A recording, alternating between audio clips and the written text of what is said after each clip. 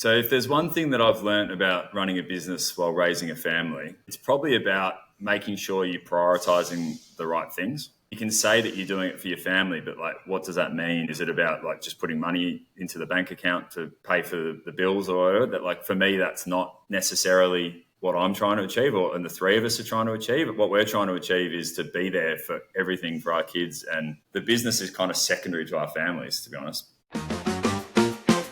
Welcome to the Customer Commerce Podcast, where technology's fast and biz is a blast.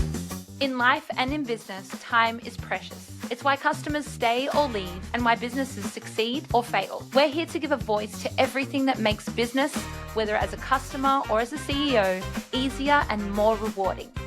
Welcome to the Customer Commerce Podcast. Let's dive in. Welcome, ladies and gents, to episode 35. Today, we're pumped to welcome an awesome guest. He's quite humble, but very driven and has been making waves in the plumbing supplies industry. Rick Ogge is the co-founder of Beyond Plumbing Supplies Australia, a business he started with two mates over a round of drinks during lockdown. What began as a simple idea has now turned into a leading supplier, revolutionizing the way plumbing businesses operate. With a wealth of experience in the industry and a strong focus on customer satisfaction, Rick has played a key role in growing Beyond Plumbing Supplies into a trusted partner for plumbing professionals nationwide.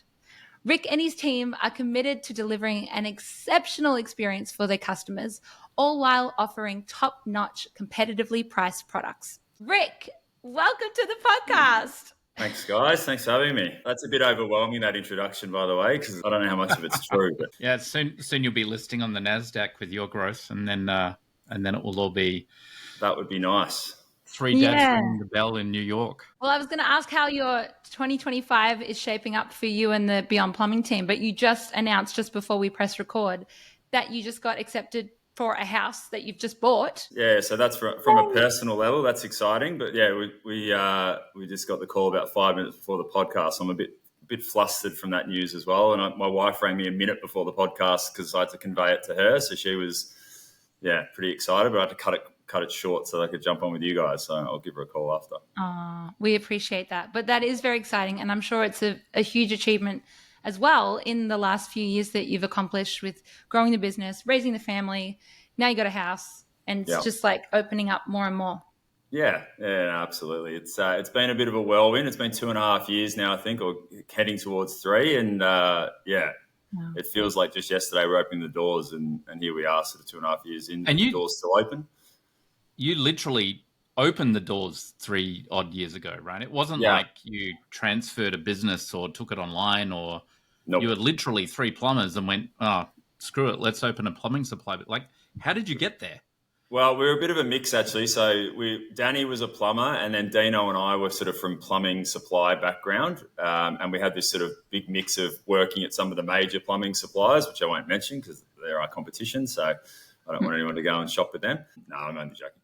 We got, like, I sort of was in a bigger company and a couple of independents, as was Dino, and then Danny was a plumber who also worked in the plumbing supply business, and we sort of crossed paths at a plumbing supplier that we all worked at and put our heads together, as you mentioned, during COVID I think we were at a Bucks Day, actually, to be honest. So you can imagine the state we were in when the concept first sort of came to pass. But yeah, we just, I think, like a lot of people during COVID, it was kind of like... This is so Australian. Yeah. That's the way we do it down here. Like anyone during COVID, it was kind of, you start to question a few things and see how sort of, life can change so quickly and life's short and all that sort of stuff. And you kind of go, I think, let's just have a crack. And that's another real Australian thing. Let's just have a crack and see how we go. And 2.5, 3 years ago, we were sitting on a camp chair in an empty factory going, all right, now what, sort of thing. And then camp chairs and a camp table that we brought from Danny's house with a piece of paper and just trying to work out what's the next step. And we've kind of just put it all together from there. Did you have any kind of entrepreneurial spark earlier on? Not necessarily entrepreneurial or owning a business, but like you mentioned humble in the intro. This will probably sound a bit arrogant, but I always sort of felt like just working for a wage for someone was not necessarily my destiny. And I don't know what that was in, whether it was wanting to be an AFL footballer and be a celebrity through sport was obviously my, like it, most kids was what I wanted to do growing up. But then once I got into the working world and that dream was gone, unfortunately, I always really enjoyed when I started my working life, the autonomy of doing things. I always appreciated anyone that gave me autonomy to sort of like, whether it was run my own little department, or I actually started my working career as a chef, would you believe? So if you got to run a night in a kitchen, or you'd run a sort of section of the kitchen, like I always really enjoyed that part of it. And then it would be quickly, you're working in a kitchen going, I wonder if I could run my own kitchen. And it was all like, so there was always that kind of mindset to, I've got more to offer than just turning up 9 to 5 and getting a wage. Clocking in. Yeah. What surprised you the most about getting into business? Like, you can tend to have this idea about what it might be of running a business, and then you get in and you're like, holy crap. I mean, there's the cliches, but then what's something that surprised you where you're like, I didn't know it was going to be like this, or in a good way or in a negative way? Can I say everything? Because like you think that you know stuff just from general knowledge, or just sort of, working for other places, you assume it's just easy, like that you just go in and systems will be kind of set and it will just all flow perfectly. And then you kind of go, and then someone says, oh, what's your balance sheet? And you're like, what's a balance sheet? How's your profit and loss looking? I don't know. Where do I find that? I remember when we first started, it was kind of like someone put an order in, maybe one of our first orders, and said, oh, how can I pay for that now? And we're like, I don't know, like maybe, like I don't even know how we take a payment. And we had to sort of like call him back once we'd worked out how to put the order through and how to, take the payment. So probably the biggest surprise is obviously just how little I actually knew about running a business. Working for a business and managing a business is a completely different thing to running a business and making sure that the doors stay open. You guys don't sell to just anyone either, right? You've really decided on a very niche market. What do you think maybe explain to the audience what you do and why, but maybe go into a little bit on the challenges on that or the benefits of it? Our main focus is on plumbers. So obviously that shrinks the market, and we only deal in Australia. So that, whatever the Australian population, what's the Australian population now, 27 million or something like that, give or take. You shrink that down obviously to a really small market.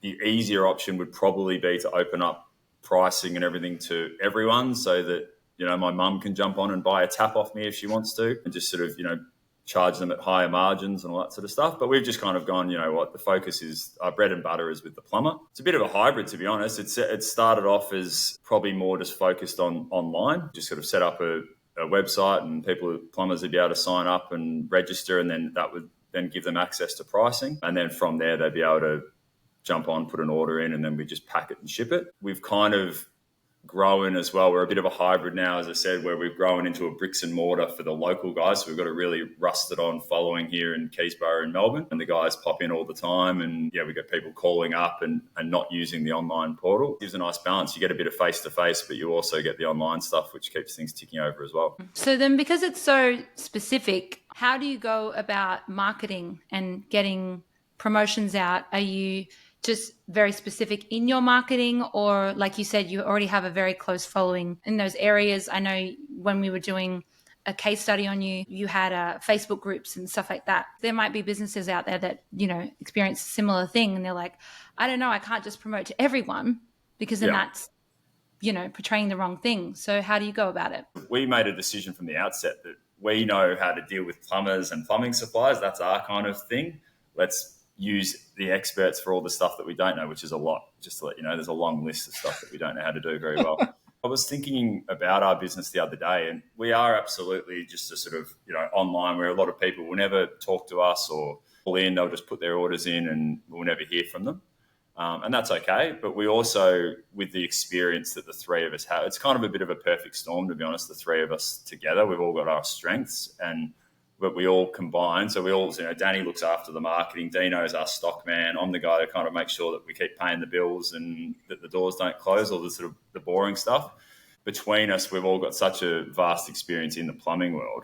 Like, our marketing is done with plumbers in mind. So, I could start a canoe business and make a website and put canoes on a website, and someone would probably buy a canoe off me. But I'd probably never get the real canoe enthusiasts, because I'd be putting some canoe on that, you know, a canoe enthusiast would never buy, or, you know, because it's not the right brand or the right gear. So kind of combining our experience that we know what's important to the plumbers, and then conveying that to our marketers, and then them kind of doing whatever they do in the background to target people and make sure they're getting it to the right audience. We've been absolutely overwhelmed with the support we've got from plumbers. They've just seen us on Facebook or Instagram or LinkedIn to some level, and the sort of snowball just keeps picking up snow, which is great. Just looking at your website, win a pair of Blundstones, like that's such a plumber thing to, and I guess that's part of it, right? You know your target audience, and winning for those that don't know, Blundstones are very famous. They're a very famous work boot, and very Australian brand, I believe. Yeah. But they're a fantastic. They make a lot of riding boots and work boots and things like that. And just seeing that on the website, you know, go into the draw to win a pair of Blundy. I'm curious to know, because the industry that you're in is quite male dominated. It's quite manly. It's a manly profession, in my opinion. Yeah. What do you find your customers get excited about? Like in terms of customer service, for example, for us girls, you can please us quite easily. I think you can give us free samples, chocolates, whatever. And we're just like, oh my God, you know, customer for life. What do you find that your customers are like? Yeah, mate, they want an extra washer in the pack. Yeah. Well, you'll find plumbers aren't that much different to what you want there, Jess, because really? we throw a bag of lollies in with every order. So, and you'd be amazed at how much, if you forget, occasionally a human error comes in and someone forgets to throw the bag of lollies in, you'll absolutely get an email or a phone call going, "Hey, mate, there was no lolly. It's a bag of lollies about this big." So we've probably, who knows how much we've spent on having to send a box with a few bags of lollies only in it to make up for the lollies that we've missed. We don't want to miss out on the lollies. But so you definitely you don't want an email starting with "Hey, mate." No, no, that's right. You know that. You know, sometimes you really it's just lollies in the capitals, question mark, and you're like, oh gosh. Wow. They love all that, and then it's just like, I mean, a bit like the Blundstones. We love to do freebies. We do lots of merch. So for Christmas, we gave a tape measure with Beyond on it for the plumbers, and we put a Beyond Frisbee in as well. So it was like, here's one for the kids, here's one for the plumbers. You know, you got That's it covered, awesome. Something for under the Christmas tree as well. I mean, even in our summer pack, we did some slides, which were more sized for women as well. So it was kind of like, there was a singlet for the blokes, a terry toweling hat, and a pair of slides, which, again, if this is going out to international, might not know what slides are, but it's like a pair of sandals. There you go. I think plumbers, more than anything, they love all the freebies, but they like just getting good quality stuff in a timely fashion and know that they're not going to have an issue, sort of thing. That's probably the main thing, and that's what you want to keep trying to work towards. In customer commerce, one of the precepts in the book is be human. What you described there, those freebies are, I mean, they're just freebies. They're not incredible large value or anything, but there's a funny sort of human We're Plumbers Too aspect to it that you're sending out. You know, it's a little pack of lollies, or I'm assuming your competition, which, I mean, I know some of them in Australia, they're massive organizations. Yeah. Is that why you think you've got a bit of an edge here, and that you're able to be a bit insouciant and a bit human and a bit more friendly? Like, is that part of it, or do they do the same thing and it just falls flat, or what? Yeah, I think like the bigger guys probably struggle with that stuff. They do definitely do all the merch and try to be human, and like even, you know, the biggest plumbing supplier who I used to work for, or whatever, they actually really come across as a kind of family run business, even though they're just, you know, I think $1 billion company or whatever. But we have a luxury, right, where it's still, we're small enough. It's the three of us at the face of it. We try to make sort of everyone feel like part of the Beyond family once you're on board with us. If you ring in, you're essentially going to be talking to one of the owners. So it's kind of, we get to convey that feeling to whoever rings in. And, you know, so it's, because we're so small still, we get to really control how we are perceived and the experience that you have with Beyond. If you start growing, that's going to be an interesting challenge, because, like, I guess one of the benefits your clients or customers have is when they call in and they say, you know, hey Rick, I've got this 1/4 inch and I need to get it about 3 feet down the blah blah to do this and it's a 15-degree angle on the blah blah, and you're instantly going, oh yeah, you need this, and you've got the list in your head and you can picture it. Does that mean when you start to expand, you're going to have to hire plumbers effectively into that customer service role to have that conversation? I don't know if we'll hire you after that plumbing description, by the way, Michael. And that's a lot of the feedback you do get from plumbers talking about other places. It's kind of, and don't get me wrong, everyone's a 21-year-old kid or an 18-year-old kid that has to start somewhere that doesn't have knowledge, and you can't just insert 10 years of plumbing knowledge into the, so I'm empathetic to that situation as well. And we don't want to be only hiring absolute guru, because they've also got to be a fit for our kind of personality of a company as well, right? So as much as you might get someone in who knows plumbing, exactly. But it's like, if someone that knows plumbing and can answer any plumbing question, but they're just not a good fit for what Beyond is trying to represent, then they don't want to do that. So it's really like that will be the challenge for us. And we've kind of talked about it because we've had moments where, like any business probably, where you start to go on this really strong growth path and you're like, oh, geez, we've got to hire people and we might have to do this. And that's great when those things happen. But we also want to embrace the plateaus and just make sure that we're kind of getting everything right, getting systems right, and then slowly just kind of add the layers upon layers, rather than say, all right, let's get 4 people in to start being on the phone to plumbers and they don't know it and we can't manage that. So it's a really, it's a real balancing act, which I'm sure, I know you've probably gone through it yourself, Michael, just getting the right people. But yeah, it definitely helps if they know plumbing, because you don't necessarily want plumbers getting on the phone and feeling like they're talking to someone who doesn't know what they're talking about, because they can kind of break that trust with the company quickly. There's a big problem in the B2C world and the direct-to-consumer world of returns and refunds and stuff. Do you think the way that you've approached this makes that a bit easier for you, because you're dealing with people that sort of know what the hell they're buying, and if they bought the wrong adapter, they're probably going to throw it in the back of the truck because they're going to need it in 3 months anyway? Is that a benefit, do you think, for choosing the way you've done this business? Yeah, without knowing the B2C world as well as you guys might, but yeah, definitely.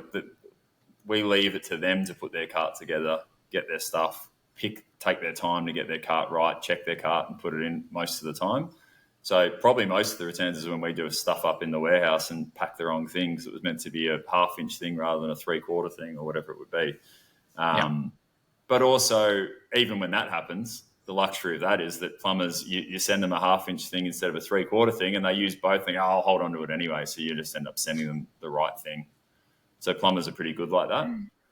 But also, like any customer service, guys get it wrong sometimes, or a job gets cancelled on them and they've ordered all this gear for a job. And it's like, I don't want them, as much as I don't want my business to have to necessarily pay for it all, I also don't want them to have to burden that, because often it's a standalone guy that, he's got a family at home and he's just trying to get jobs together, and he orders all $500 worth of the wrong stuff. And then he's going to get left holding that. It's like, it's less of an issue for me to take that back, put it on the shelf and resell it to someone else than it would be for him. So if that happens as well, we try and accommodate. We go and pick it up for them and bring it back and all that sort of stuff. So, yeah. I love that. Why give an opportunity for a bad taste to be left in any customer's mouth? If you can take that bad taste out of them, even if it's their fault. And often they'll like, oh, mate, it was my stuff up. I thought that I was going to get the job and I didn't. It got cancelled. But it's an honest mistake. It's not like they're trying to sort of, and it's only going to cost our business maybe $20-$30 to get it back, whereas he's going to have to hold on to, as I said, $500 worth of stock that he doesn't need. It's a pretty small price to pay to make sure they're happy. Yeah, and it really implants kind of an idea in the future of like, oh my gosh, they totally understood. They understand me. Therefore, in the future, I'm just going to stay with them because they understand who I am and my life. Yeah. That's awesome. I'm curious to know, from running this business for 3 years and starting it with 2 other mates, how do you go about co-managing, not just with other people, but with your friends? How do you find business with friends? Well, when we first got into it, so we've actually got a business coach that helps us sort of guide us along the way, which, not everyone gets that luxury, but we again, like we said, when we don't know how to do something, let's hire externally. And it might cost us some money, but hopefully keeps us on the right path. So we've had a guy that sort of helps us out and guides us in that. And he said the first time we met him, the biggest danger in a partnership, starting a business in a partnership, is the partnership, that you'll it'll all come, it's dangerous to get in with anyone, whether it's a friend, a partner, whatever. But I don't know whether we're in the minority, but it's been amazing. Like the support that we have for each other, the flexibility that we like give each other. And I mean, I've spoken to you guys before about it, but our focus is about the business, but our focus is about our families. We've got young families, whatever. And priority number one is about making sure that we can go to kids cross country, kids awards, all that stuff, be at all the special moments and that sort of thing. And like, we just do whatever we can to make sure that we can facilitate that for each other. And so I don't know how I would have done it without them, to be honest. So it's, as much as it was a danger going in, I'd think about doing it on my own and go, no way. Like it would have been way too hard. So I think it's interesting. You said something at the start that each of you have sort of a segment of the business, and that's really important in a partnership so that you're not cross-attacking the same problem from two different viewpoints. Yeah. It's and it's funny you say that, because it's great because you've all got your own little bit that you look after. But then when you're having the discussions on what's next for the business, it's Dino wants to buy more stock. Danny wants to put more money into marketing. And I don't want to spend any money on anything because I'm the Scrooge of the business. But I want to put it into systems and IT stuff because I look after all that stuff. You're after the efficiency. Yeah, exactly. So it's they're probably the only, I'll say disagreements we have where we're kind of like, right, where are we going to kind of put our next bit of money? So how do you sort that? I saw there was a ping pong table or something. Is it billiards? That's how it gets sorted. Billiards to figure it out, or what? Yeah, no, we do have the ping pong table. No, we try not to make too many major decisions based off the ping pong, but that would be. I like it. It's not. We don't make any decisions based on the ping pong, but we try not to make too many major decisions. Yeah. I'm not saying we don't make decisions in general. Listen, it's just showing that flexibility, and again, like people that go into business with partners or friends, whatever, them better than what I would or whatever, but you want to go in with people that you believe will show flexibility, and sometimes you've got to bend for the betterment of the business. So as much as I want to get something in a system base and all our efficiencies right, we might have to put that on the back burner because Dean makes a good case about needing more stock because this X, Y, and Z. So I think it's all just about flexibility. And if you don't have that, that's probably where I think obviously partnerships hit hurdles, and because they're just butt heads and no one's willing to give. Well, I've got one last question. If there's one thing you've learnt in growing a business while raising a family, what would it be? So if there's one thing that I've learnt about running a business while raising a family, it's probably about making sure you're prioritizing the right things. You can say that you're doing it for your family, but like, what does that mean for your family? Is it about like just putting money into the bank account to pay for the bills or whatever? That, like, for me, that's not necessarily what I'm trying to achieve, and the three of us are trying to achieve. But what we're trying to achieve is to be there for everything for our kids and always be trying to focus on the family. I know it sounds strange for a business podcast, but the business is kind of secondary to our families, to be honest. A lot of people focus on their business so much that they want to provide all this great stuff for their kids, and their kids are having this wonderful life going to holidays and private schools and all this sort of stuff. And then it's like they're waiting to get to this point and then the kids are 21 and they go, all right, now I'm free to spend time with my kids and let's catch up. And hey, you want to do? And they're like, nah, like I'm going out with my friends. And that's like, you get this small window, right, to be part of your kids' lives. Yeah. And so for us, it's not about making $1 million. Like, great if we do, but it's about paying the bills, putting food on the table, maybe doing a family holiday once a year, but being there like as much as you can. Like I'm coach of my daughter's basketball team, Dino's coach of his son's footy team, Danny's kid's about to start netball for the first time, and we want to be part of all that stuff. So I don't know. I mean, the one thing I've learned is just make sure you're prioritizing the right thing. That's probably all I can say. And again, everyone's different to me, and you might not be that way inclined, but money comes and goes, right? But you've got this small little window to kind of focus on your family and make sure that you're there. That's awesome. Beautiful. I got goosebumps. Love that. My wife probably disagrees. My wife probably wants me at work more because she's like, oh, go away. Always home.